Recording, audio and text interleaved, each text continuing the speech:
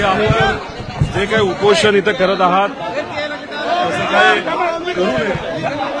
सर्व कार्यकर्त्यांना मला विनंती करायची आहे की कुणीही जास्त धक्काबुक्की करू नये। आपण शांतता पाळणारी माणसं आहोत। अशांत वातावरण इथं होऊ नये यासाठी सगळ्यांनी प्रयत्न करावे।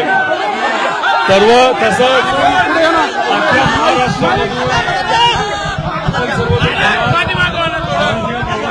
आपण प्रेम करणारे तुम्ही सर्वजण आहात, महाराष्ट्रावर प्रेम करणारे आहात, त्यामुळे आपण जी भूमिका उपोषणाची घेत आहात ती कृपा करून आपण उपोषण मागे घ्यावं। कारवाईच्या बाबतीत आपण सगळं सहकार्य करत आहोत।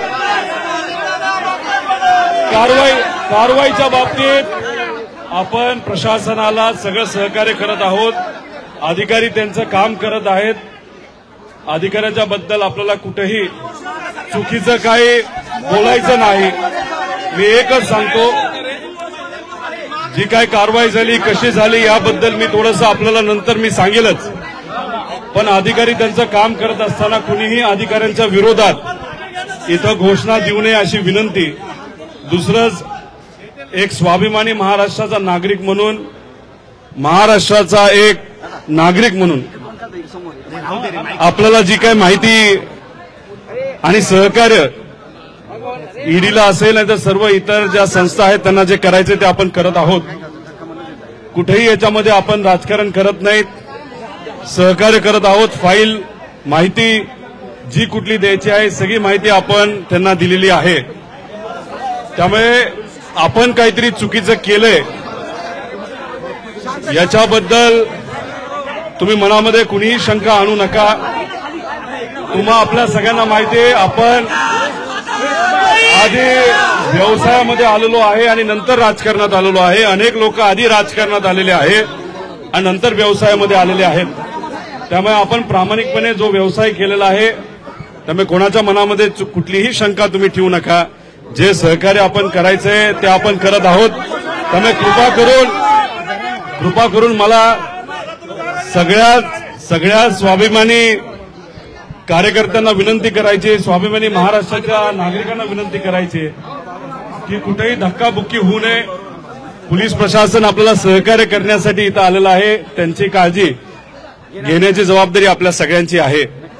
आणि आज जे काही सहकार्य केल्यानंतर जेव्हा मी बाहेर येईल तेव्हा नक्कीच आपल्या सर्वांशी मी चर्चा करेन।